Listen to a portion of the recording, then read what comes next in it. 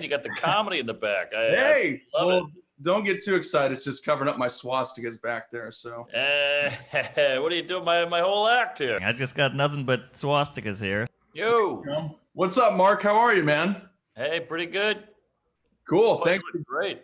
Hey, I feel like I'm paying tribute to your first appearance on Rogan where you wore the suit. Well, you look better in it than I do.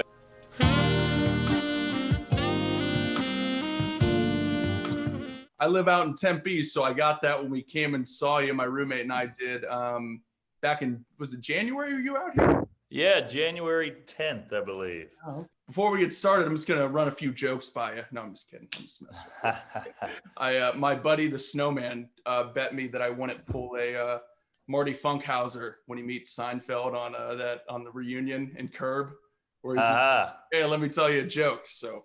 No, yeah, my wife's cunt is in the sink. P.S. Your cunt is in the sink. Some young comic picked you up, and he was something like, "Oh, I'll pick you up early. We can hang out or whatever." And you kind of get stuck in those situations. Do those things happen to you? And people they're like, "Oh, this is the comedian guy. He's doing it. I want to do this," and then you kind of get stuck hearing bad jokes for an hour.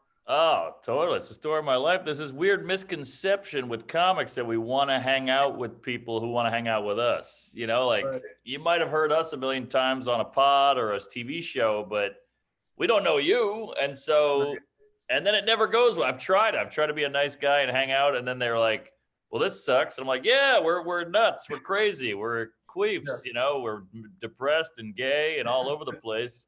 I mean, I think people think we're like juggling and blowing each other all day and doing magic tricks. But I'm like, no, it's mostly sadness and jizz. Right. Oh, my God. It's like the guy who played Stifler, Sean William Scott. He said he would be going through airports. What's the capital of Thailand? And people would be like pretending to hit him in the ball. Like, that guy's like, no, I don't want to do shots. You see some of these people who play like, stoners or drunks. It's like, no, I'm like sober. Like, that's not my life at all. I'm just, that's an act. That's, it's a little variation. I remember I went and saw Seinfeld in college at some big theater in Louisiana. Right. And at the end, he goes, you guys have any questions? Q&A. And one guy goes, where's Kramer? And he's like, well, it's a TV show. It's a made up character. He's not just with me, but that's what I think people think that it's not their fault. They associate you with certain things. And it's never original. It's always, where's Kramer? I did hear, you'll like this because I know you're a Seinfeld guy. So I think Seinfeld, the one time someone got him, they approached him and he goes, I know you hate everybody. I know you hate everybody. Well, what do you say to that? I said, you're great. I said, that's a great line. He's like, whatever you want. What do you want? You want a picture? Whatever you want, I'll give it to you. That's a nice in because it's the same with like a hot lady. You got to go in with something different, something oh, you're beautiful. Can I buy you a drink? What's your sign? Come here often. Heard it a million times. Go in there going, hey, I used to be impotent and now I'm not, or I was gay, you turned me. Right. Something new. So where are you at right now? Are you in New York or are you on the road? I'm in Manhattan, New York, and I leave tomorrow for Hartford, Connecticut. Not bragging, but basically I'm here every weekday, and then I leave on Thursdays to hit the road there, Fatty. Right. Very good. Very good. When are you going to make it? I know it's kind of a track. I know you make it to Austin, not all the way always out to Tempe. When are you going to be back in Tempe? Any idea? I'm actually doing a place in Phoenix. Ooh. Oh, the Blue Cup, the water. Blues? That's it. I've been there. I saw Jeremy Piven there. Have you been there before? I have not been. I've heard good things, but I'm excited. Place. I think it's a really cool place. It almost doubles because I remember going to the bathroom and it's kind of got like a divider, but you go through these doors and where the bathroom is, and there's like a whole nother bar. They probably even do like live music over there. It's in a really cool spot. I think you're gonna love it.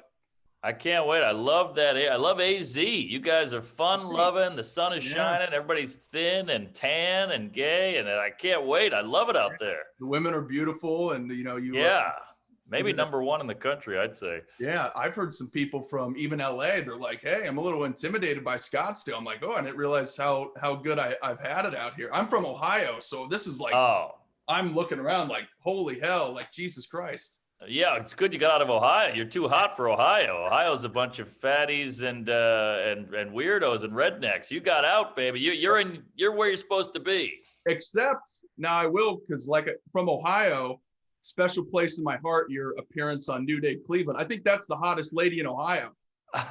No doubt about it. That's why I was so flummoxed. I'm a little hungover, a little gay, but just glad to be here with you, sister. Because she was one hot number. But I will say this though about Phoenix is, you mentioned LA. They're hotter than LA and less pretentious, less cunty, less entitled, because it's not LA, it's Phoenix. Right. No, true. But it's not as, but they're not as humble as, like a Midwestern gal. That's right. Looking, because you don't have all this is what I've compared it to. I talked to one of my friends from back in Ohio. I'm like, we talk about some of the girls that are good looking in Ohio. It's so awful to like objectify, but we're having we're just having a guy conversation. I'm like, if you take her, put her in Arizona, she's still going to do great. But the difference is you got a guy like me in her DMs back in Ohio, and out here it's like athletes because they right. Yeah, good point. The ego kind of, I think that's where it is. The ego balloons. Depending on where you drop someone. It keeps you in check a little bit. That's a good point. And Phoenix or Arizona, that's one of those places you don't know who the hell's got a gun on them. No. I could be talking to a grocery store clerk, and I go, "Hey, you big gay douche," and he just shows me his piece, and I go, "Okay, here's all my money." It's a little crazy out there in the desert. You get like people, and it's just all sand. It's like my ex-girlfriend. It's a dry heat. Rough. Not a lot of moisture coming out of there. It's a rattlesnake. It's an old Mexican with a walking stick. It's wild terrain. My God. Well, you're on the road all the time, and I know I just heard your buddy Joe List on Rogan. Just listen to him. Oh yeah. Obviously, Rogan, since he moved to Austin, he's like the football coach that sees the big guys in the hallway. He's recruiting everyone. He goes, "Oh, yeah. What are you doing?" So do you think? I know. It seems, the way that, I've heard people talk about and you talk, you seem like a real pure comedian. You could almost, it seems like from the outside, you could do comedy like 24 hours a day. And I'm sure you love New York because you can bounce around and like pre-COVID, like 8-10 spots a night. I've heard you talk about bounce around. But do you think you could, Austin's really growing and it seems like a lot of people are there. And not only that, and it's cool to have those people, but it kind of is supporting it because there's good clubs there. Could you ever make your way out of New York? Because I know those winters get long. I have nightmares thinking back to Ohio. It gets rough. I hear you, and I gotta tell you, it was tempting. In the pandemic, in the heart of winter, everything was closed. There's nowhere to go. You're in your tiny apartment. Your rent's through the roof. I thought about it, but now the sun is shining in New York. Everything's opening. People are moving back here. The property's going way up again. Yep. And I found out what I love. I mean, Central Park's got the Frisbee and the hacky sack, and now you're allowed to drink in the street, and the clubs are open. And I'm all back in on New York. But there was a moment. It was like my wife got into a wheelchair. I said, we can't have anal anymore. Maybe I'll move on to a younger lassie. And then she got out of the wheelchair, had a religious experiment, and then now I'm back. So I'm all New York. Yeah, I imagine it's hard when that weather breaks in New York. It's people. I mean, the energy. I've been there in frickin' February, and then I've been in other times, but it seems like the only times I've been there have been in the winter, and I still can feel the energy. I'm like, I can't imagine what I want to go back when it's open, when things are better. And it seems like things are getting better, right? Yeah. It's coming around. I mean, the crime is still through the roof because I think the police are a little frosty about the whole defund thing. Right. But yeah, everything's coming back, and we need the rich people to move back here. That'd be nice. Right, but I think it's coming back around. And boy, comedy is hot right now because people have been cooped up. We couldn't laugh. Everybody's in trouble. Everybody's offended. So it's nice. I think people just are sick of watching Fauci tell them what they can't do, and they want to go laugh at the word retard. Right. Yeah. But I will say, but I don't want to forget this hat. When you go back to Austin, pick this up. I went to Austin for the first time back in March. Rolled in St. Patty's Day, March Madness going on. That was a great time to be in Austin. Yeah. Great. Check this place out. typical, you probably understand it being from Louisiana. You can probably see some of the scariest places, but they have the best crawfish, best gumbo in the Sure. world, right? Sam's Barbecue. You don't need no teeth to eat my beef. Sam's Nice. Barbecue. It's, one of those places that looks pretty scary from the outside, but you go in, best barbecue I've ever had. Very good. Where's this? It's in Austin. Oh, okay, great, Yeah. great, got it. Yeah, right there, real, pretty close to 6th Street. So it's in a little scary area, but I mean, you got a daiquiri bar inside. I mean, it's just incredible. That's the thing about Austin, though. It's like everybody's like, you're gonna move there. It's booming. Yeah. There's 19 clubs opening there, whatever it is. I don't know how they're all gonna sustain. 6th Street sucks unless it's nighttime and everybody's partying there. Right. I don't know. It's a cool town. They're getting like a tech boom and everybody's moving there. I get it, but it's blazing hot.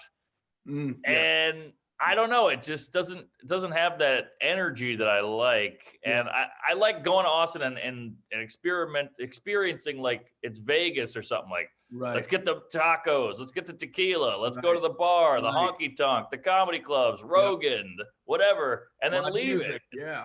It's like ice cream, you don't want it every day. Right. True. Yeah, no, it is very much a long weekend town, very much like Vegas. Yeah, that's exactly right. Yeah, it's a fun party. It's essentially a college town that just blew up, and the Capitol's there. I get it, but you want to storm the Capitol, that's fine. But I like to get in, get out, and soak it all up, and then leave. I think if you stay there, it would lose its specialness. Right. Mark, I want to ask you about this. I don't know exactly how to ask it, so bear with me here. But I've always, from the outside looking in, and now, getting into your stuff and podcasts, I've learned, I'm not a comedian at all, but I feel like I've learned some stuff just by listening to people who are. Would you say that in the arts and entertainment, do you think stand-up comedy is the toughest thing to do? Because the way I look at it is, you basically are falling on your face for months or whatever it is, trying to put together these bits, and they really could be really close. It seems like you do a little tweak, different cadence, throw in a word, subtract a word, and all of a sudden you got a good bit. You get laughs versus something that doesn't get laughs. Then you got to put all that together. You got to work up to, get up to an hour if you're going for a special, and then you got to progress. You get in, then you tour that. Hopefully you shoot a special, goes all well. And then you got to start over. It's different from music. Like the Stones can sell out, shows for the last 30 years playing the hits. If you play the hits, maybe there'll be some new people, but people that know you, they're like, I want something new. Mark, I've heard this. I can go watch this. Sure. I completely agree. It's of the respected art forms, and I don't even know how much it's respected. I would say it's definitely the hardest, definitely the least taken seriously. The problem with stand-up is, sure, it's scary to do, but anybody could literally go on stage and go, knock, knock, who's there? Anal jizz, whatever. And they're now a comedian. They get a photo, they put it on Facebook, it's a done deal. Actor, you need a crew and a camera and a movie set or a theater and a play and all this. A musician, you got to learn an instrument. You got to take the time to play the guitar, practice it. And so it doesn't get respect because it's a guy or a gal with a microphone. But stripping might be up there as also the least respected. But at least stripping, you can just dance. You don't have to think of anything. You don't have to create an entire act out of thin air. So I would say, yes, it's the hardest. And for how hard it is, it doesn't get the love it deserves. I mean, sure, you got your comedy fan here and there, but look at a comedy club. It's in a strip mall. It's chicken wings. It's warm beer and free tickets. So definitely the least respected. You get heckled. You're not getting heckled at Hamilton. If you're in Hamilton, no one's going, you suck, bitch, blow me, You get shot. And it's harder than Hamilton. Sure, they can sing and dance, but you got your whole team behind you. You got all the other actors. You got a costume guy. You got a makeup guy. You got a lighting guy. It's just you up there as a stand-up. So definitely the hardest, I would say. Yeah. God, what was do you remember? I assume that you remember the first time you went up on stage. Where were you at? How old were you? How'd it go? I'm interested in that. Well, I did theater as a douchey kid. I liked I liked having an outlet. I liked acting and whatever. But the best part of theater to me was like cracking jokes with the crew before the show or getting a laugh in the play. But I'd say I was 22, 23. I was in Lafayette, Louisiana, going to college, bottoming out, failing. I was a big alcoholic with no future. And I went to a couple open mics, too scared to sign up. Went back home defeated. Went to another open mic. I saw the guys from the first week doing the same material. And I was like, oh, I didn't know that's how it worked. I can do that. Yeah. And then I wrote some jokes out. They were horrific. Family Feud, they always say good answer. What if it's not a good answer? But they always say good answer. You know, I wrote a joke out or two that was horrible. Went on stage at an open mic, went long, got no laughs. They had to cut the mic because I wouldn't get off. I didn't know that you had to stop at some point. Christ. And then I got drunk, blacked out, and I don't remember anything. But I had a blast, and I was like, it went horribly, but let me try it again. Wow. When was the first time that you popped? Like someone that had been established, like noticed what you were doing? I know Amy Schumer was kind of there early along, but was there anyone before her, or kind of how did you go from getting blacked out, you know, bombing that first night, being too scared, then doing it, and then to, you know, what was the next step where you're like, oh, wow, you started to really build some momentum? Well, I moved to New York, and that was, you know, I got a little more into comedy, and I met all the other comedians in New Orleans, and we'd find all the open mics and drive and get drunk and hang out, and it was great. And I said, the ceiling is right here in New Orleans. We've already done everything we could do. We got to move up there. And some people weren't too into it, but they're like, fuck it, I'll live in New York. Yeah. And I was like, let's go all the way. What else are we doing? We're idiots. We're losers. We have no prospects. And so we moved to New York, got a tiny house way out in Brooklyn, or a tiny apartment, and just did shows every night, did mics every night, whatever we could do. I was a janitor. I worked at a school. It sucked. Jesus. Then one night I was at a club. I bombed, but one joke worked. Schumer happened to walk in during the joke, got a big laugh. She met me backstage, and she was nobody then. She was just a road act headliner lady who had one TV credit. Yeah. And went on the road with her. That was a dream. Then I watched her, you know, go theaters, garden, movies, TV show, the whole thing. And so you gotta go for it. That's the lesson there. Even if nothing happens, even if I never met her, I'd still be probably a working comic by now. Right. And that's all that matters. People always like to shoot shit down. Like, what are you, crazy? You're gonna move to New York to be a comedian? The odds of that are so slim. Yeah, they are, but what's the alternative? Working at the Home Depot forever? Right. You know, like, give it a shot. No, those survivor jobs can get a little crazy, being a janitor and doing that stuff. I'm out of school. I graduated in the pandemic, as you call it. May 2020 was when I graduated from Arizona State. So that was just great. I had this great job with the media company. It was like, I got to travel around. I even got to go to New Orleans for Mardi Gras. I would do those. I don't know if you've seen like those drunk, like on the street interviews. Yeah, sure. Anal's one of those things like. So I, would do that stuff for a great, company and YouTube channel that had a great audience. So I felt very lucky to be a part of it. Then all of a sudden it's like, well, we can't do anything anymore. The way that you generate revenue, that's kind of fucked. And then some other things happen. So that all falls out. And now, I drive Uber to make money, and I got, people scaring me, doing I swear there's people listening to you. They're just like, oh, what do you think's causing this traffic? Probably the Jews. They're saying all that stuff. But I like to scare him. He's like, hey, how about this traffic? What do you think's causing this? I'm like, probably the Jews. He's like, oh yeah. But no, it's great. But I imagine, it sucks in the moment, and I'm like getting up early, but I imagine you two, you're like a janitor, and then you're probably doing stuff at night, for comedy. But it had to have been, again, kind of like when you were talking about stripping, you really don't have to think about anything. I assume there wasn't a ton of critical thinking going on being a janitor or working at a school, but I'm sure you witnessed some stuff that has made it into your act. And now that podcasting is a thing, I'm sure it's, great for bringing up stories. It's like, oh, I have, this story when I was a janitor, fill in the blank.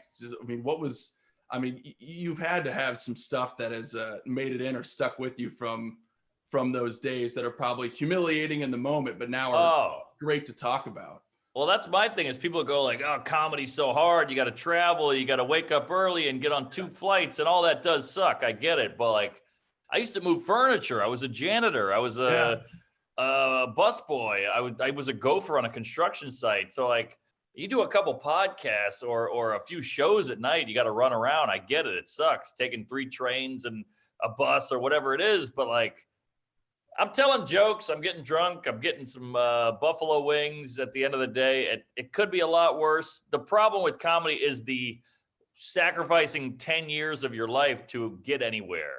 Yeah. That's the hard part. People go, oh, you do an hour a night. It's like, yeah, I do. And it's great. But you give up your 20s to move to a new city, eat ramen noodles, live in a shoebox, get mugged, bomb, humiliate, write new shit. You know, that's the hard part. So I'm always grateful. If I'm happy where I am too. I'm finally selling tickets. I'm making a little bit of cash. I live in Manhattan. I got a decent apartment. I got a nice lady with huge cans.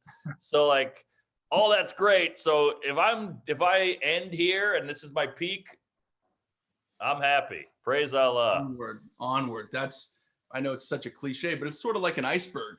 You know, those pictures of icebergs where, you know, there's a good amount of ice above the surface, but below the surface, it's like this huge chunk of ice, you know, everyone could see at the top half. Here's Mark Norman selling tickets, making cash, but below is working as a janitor, you know, being a bitch on a construction site and bombing off stage and everything else. And that's really for everyone. I mean, you see Brad Pitt, huge movie star. At one point, he was a waiter and he was trying to get his SAG card like every other actor that, you know, and that's working. I mean, there's no real shortcuts, you know, that, you know, there's things that can help you get in the door, but at the end of the day, these people got to make money, and most of these things lose money anyways in the arts. Yeah. And, you know, you really not going to take a chance on someone. They're like, you know, we could sign up someone huge and it still might not make money. Why are we just going to take a chance on you just because your mom, dad, or your name's whoever? It's yeah. Crazy.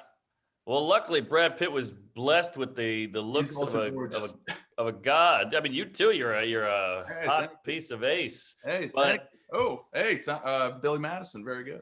That's nice call. That Veronica Vaughn is one piece of ace. That's the other side of the coin, though, is if you get to the mountaintop, which I'm at, or whatever I'm on the mountain somewhere. I'm not at the top, you know, like Seinfeld or Sebastian Maniscalco or one of these guys. Kevin Hart is on the top, but I'm happy where I am. But you got to stay there and you got to earn it. A lot of people go, all right, I made it. Let's kick back and put our feet up and read a magazine. But you still got to keep churning it out and keep writing new shit. And that's what kills a lot of people. They get here, a lot of hustle, a lot of drive, a lot of hunger. Yep. And then they go, all right, I made it. Now where's the supermodel blowing me? And you're like, you got to keep going, man. Yeah. Just to stay there, you got to keep going. And that's the part that tricks a lot of people. Now, what would you say, you know, I don't know how well you know some of these people that are, you know, kind of towards the top of the mountain there, but you see things, and it happens the same way with musicians. You know, when they're starting out, you know, albums are great, jokes are funny, you know, they build up and that hunger. Yes. How much do you think is a difference between, you know, because, you know, especially in comedy, it's probably once you get so rich and famous, it becomes a little bit harder to maybe get out there and observe those things that were a huge part of your comedy and your act. And it's probably a little bit tougher to relate because now you've had this major upgrade in lifestyle and you're basically living in La La Land, and that's not your fault, you know, because your work has gotten you there. You know, how much do you think is it like 50-50? It's a little bit of, wow, my lifestyle is so different, I'm just kind of too famous, it's tough to relate, you know, versus a percentage of like what you said, get to the mountaintop and then you think you can just kick your feet up and you kind of lose your edge.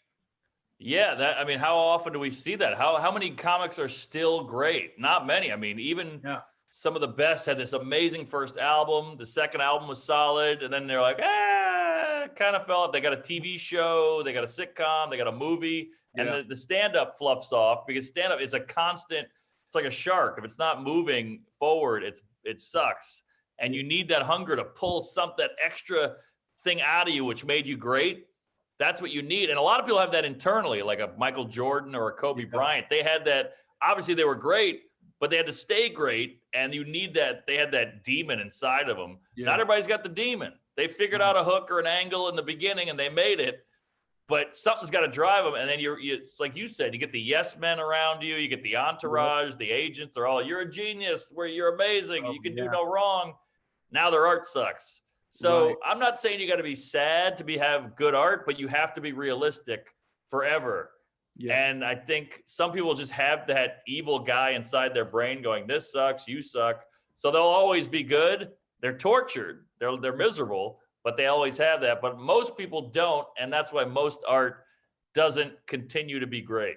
Yes, absolutely. And I think that's a cool thing about comedy. There's almost a built-in humbling edge and like kind of going back because you know, no matter who you are, it seems like, you know, when you're first starting out and you're starting over and putting together that new material, it's going to suck at first, you know, maybe not outsiders, but especially to you, I imagine, because you know, you're Out to Lunch, which was great. I watched it a million times. Excellent. Thank you. But that's over. That's like I was looking on YouTube. That's like a year and a week old now.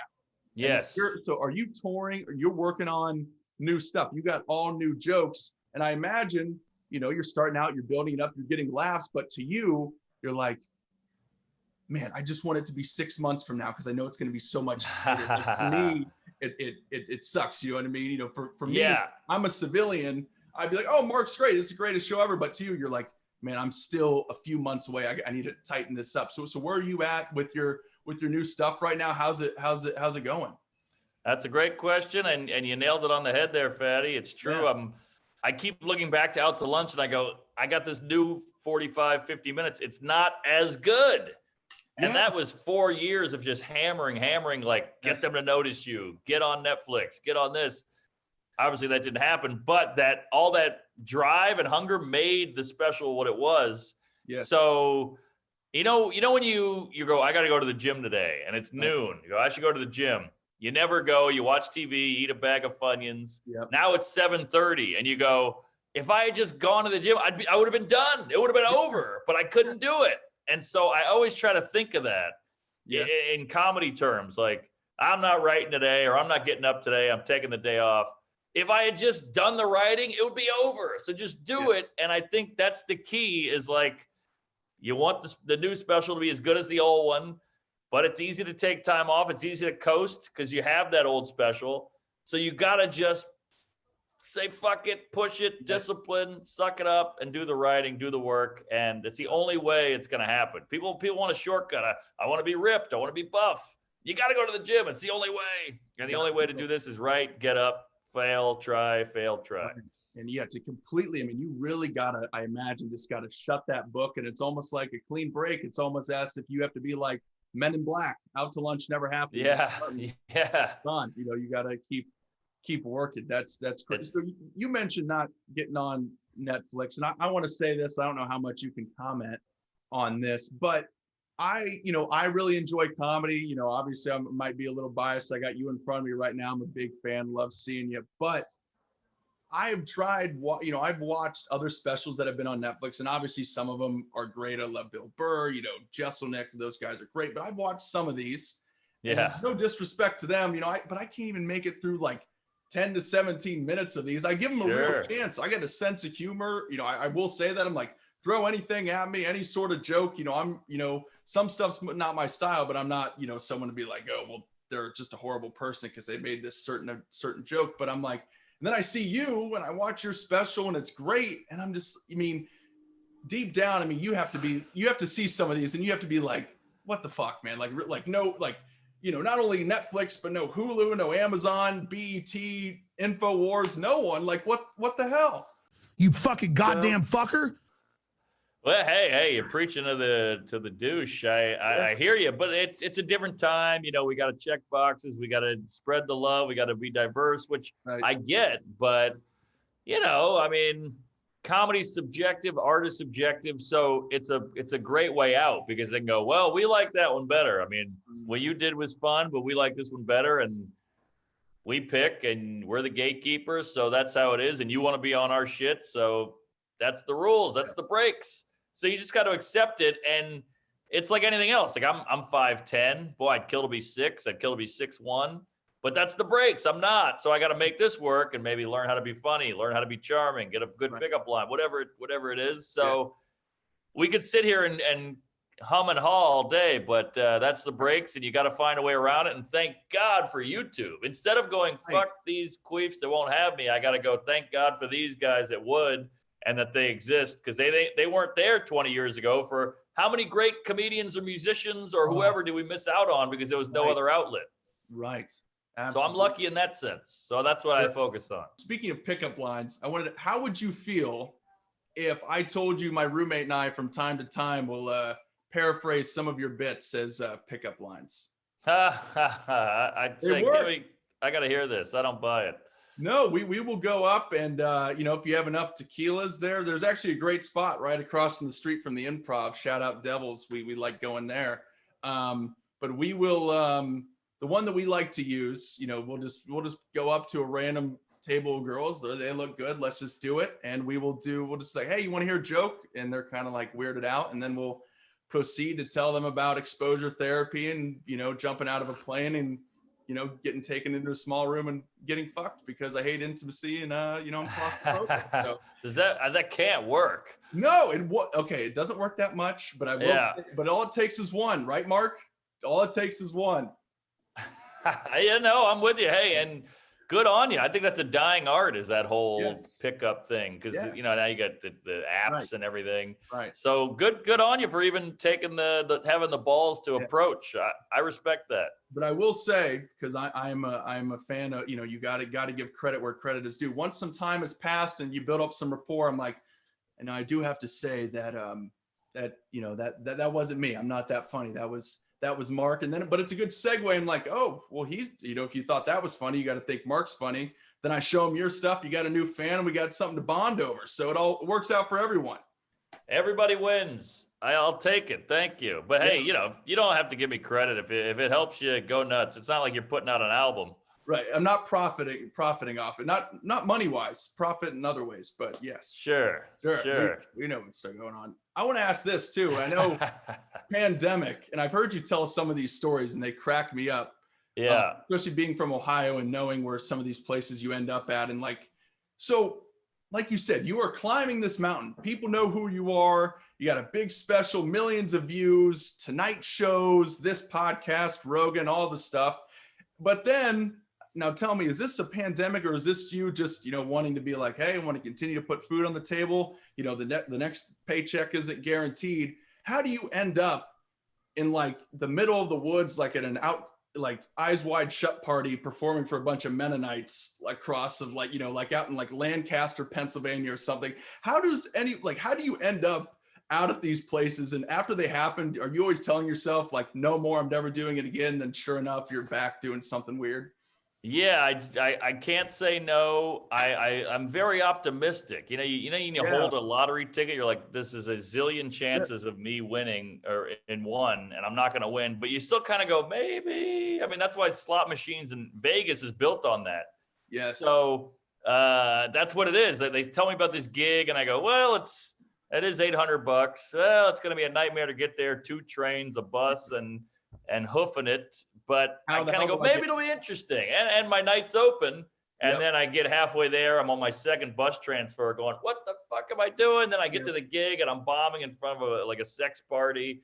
They got yak heads on and they're all doing mescaline. Yeah. So I always regret it, but it's that maybe this is something. Yeah. Yeah. And either way, it'll be an adventure and a memory. And I got a podcast where I can rant and rave about it. So you get some good fodder. Yeah. And, it's also cool that I have a life that can go this way. Like, I can just be in the middle of the woods at a virgin sacrifice party and I'm doing the opening. Yeah, that is true. I mean, that's better than, if you were dressing up like this to work every day and it's the same routine and you just want to blow your head off and you're like, hey. And the only thing you're looking forward to is, hey, they said they were going to fix that blinking light that's been giving me nosebleeds. That's above me. Like, that's the only thing you got to look forward to. I mean, that would be awful. I mean, that's why I say, too, could be worse. I wish I was still with this old company, but I'm doing this Uber thing. The money's been good. It's been busy. I'm still out here in Arizona and I have to move back to Ohio. And I'm like you. I'm always saying, am I going to do this one more trip? Like, let's do it. And then you always end up getting a story or it ends up being fun. You get a big tip. Just like you, I'm not going to write today, but you end up writing today and you can surprise yourself. You're like, wow, I never would have ended up with this. This is great. Totally. Oh, it gives you, rejuvenates the energy. I agree. And I think for most people, everything is like about stability. I got to get married. I got to have kids. I got to buy a house. I want this to be my spot. I want my job to be secure and I get benefits. And the time. I think I like variety, or I go crazy with stability. I'm like, it scares me. I get it that it's necessary. You want to have a house, obviously, or a car. When you come outside, you want your car to be there. But variety to me is what keeps you, from going crazy, or me at least, keeps me from going crazy. And it gives life a little bit of a shot. You know, when you go, I went to China with my gal, and you get to the airport and you're like, nothing's in English. Yep. Everybody looks not like me, and you gotta get your wits about you and figure shit out. And that's kind of what makes life worth living. And I think a lot of people are trying to get away from that. They want comfort, they want easy, they want familiar. Yes. And I think when you mix it up and go the other way, you're a happier person. Your brain works a little sharper, and you become sharper. And I think that's a misconception, is people want the comfort, but the comfort's a killer. A little comfort's good. Go on vacation once a year, but every now and then you gotta shock yourself. I'm with you. We mentioned, I keep doing callbacks. When you mentioned Hamilton earlier, I know he was on one of the cast members was on a podcast, and they were talking, that comfortability and that stability, especially in the arts. I feel like that's an extra killer, because then that just kills your creativity and you become a robot. And with them, they're doing, 8 shows a week and they're touring around or whatever it is. And he was like, there were times where I'm like 200-300 shows into this, and I can basically do it in my sleep. And there was a time where we were at the, the final curtain call or whatever it is at the very end, the final number. And I just kind of realized in my head that I don't remember the last 2 hours of the show. I still hit all my marks. I got all the laughs. But at that point, he's like, oh shit, that was his like, oh shit moment. Like, hey, I got to break out. I got to call my agent and start doing some other things, because I'm going to go crazy. Yes. It becomes like any other 9 to 5. Sure, you're singing and dancing and dressing up like who knows, up on stage. But there is stability and comfortability in everything. And you really got to break out of this. In the arts, you got to break out of it. I'm sure some people are plenty happy being, hey, this is what I'm going to get up. I had my kids at this time. That's the right time I felt it was. I'm going to retire at 65. I got this to look forward to. Check the boxes, blah, blah, blah. But for the people that have chosen a different path, that's a nightmare. That's the end. That's when you're dead. So it's about how you're wired. But I think we all have a little bit of, when you go to Walmart and you see the 900-year-old guy at the door with the vest on, and he goes, right this way. And you're like, why is this guy doesn't need to work. He's 8 million years old. He's got to get out. It's the same shit with them. Like, what's he going to do? Watch Matlock all day on a Barcalounger eating applesauce? No, he's got to mix it up. He's got to go to Walmart. He's seeing new people. He's seeing colors and lights, and it stimulates you a little more. That guy's going to live longer than the Barcalounger guy. Yes, 100%. I know. Are you a basketball guy at all? I don't play, but I watch. You went to a Knicks game. Was it your first time at MSG? What's that? First time at MSG for a game? No. I've seen many hockey games. I've performed there twice. So I've been there a few times. That's just, I just had to comment on it because I was there once, not for a game or anything. I was in this really cool sports club, and we took an outreach trip to New York, and we got to go in Madison Square Garden, get toured around, and they were setting up, there was a Knicks game that night. So all the, the court was set and all the lights. I'm just like, wow, I never realized, they always said, it really is a stage, like MSG is special. And I was like, oh yeah, whatever. But when I got there, I was really like, and then you hear about all the history, and they have, was it Elton John's banner that's up there? Cause he's performed the most shows there. It's either Elton John Billy Joel, that's who it is. Yes. Billy Joel's done a million shows there, and you're like, wow, some real shit has gone down here. Just hockey, comedians, boxing, basketball. And I was going to say, I feel bad. The one year the Knicks are good, they can only have 5 people at the games. I know. Brutal, man. Brutal. I was in that box, and it is a special thing. And you can see Andrew Yang, Jon Stewart, Spike Lee, Timothée Chalamet. Like, it was super cool. And it's a special place. You're right. The Beatles and you name it, Rolling Stones, Led Zeppelin, Jimi Hendrix, you name it, all there. And Dice Clay to Steve Martin. You keep going, but yeah, it's special place. It's our Coliseum, I guess. For sure. A couple things before we wrap up here, Mark. What's you talked about, not always being on all the time. When people come up to you, they have that perception like they know you, but it's like, I don't know you. But who's the person, non-comedian, that makes you laugh the most behind the scenes? Non-comedian, who makes you laugh the most? Oh, like just a friend?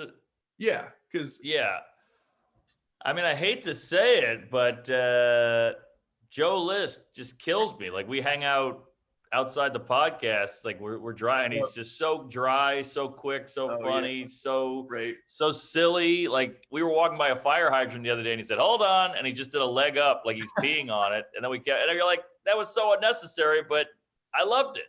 Yeah. Oh, that's great. No, that's great to hear. I love your guys' podcast. I need to get the one in with into the one with you and Sam. Yeah. You need to get. Are you on TikTok? Do you put your stuff on? I know TikTok's stupid, but Sam, I see him all the time. Sam kills on TikTok. Kills it.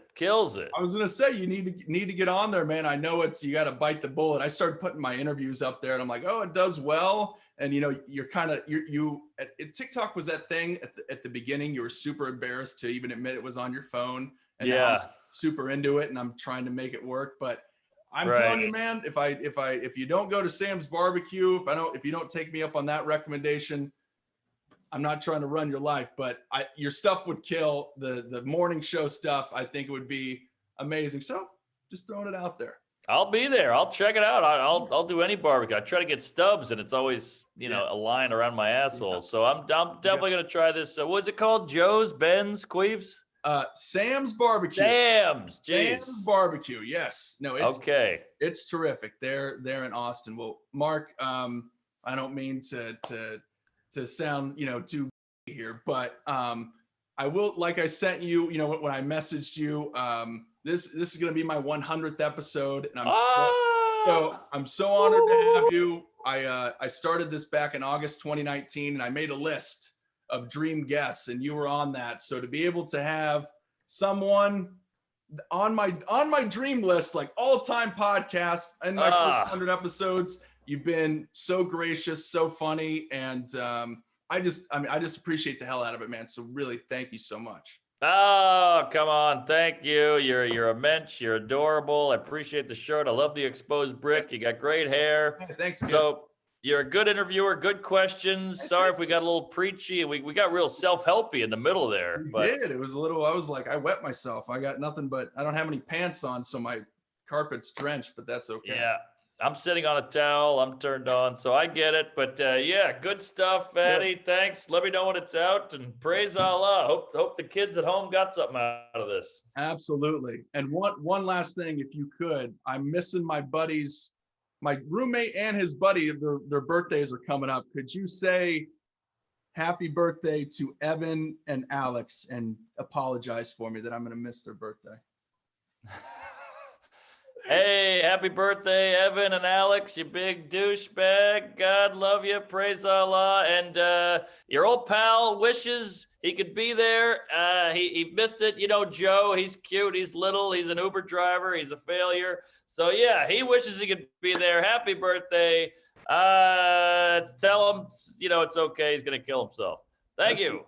Oh, you're the Kids best. in cages.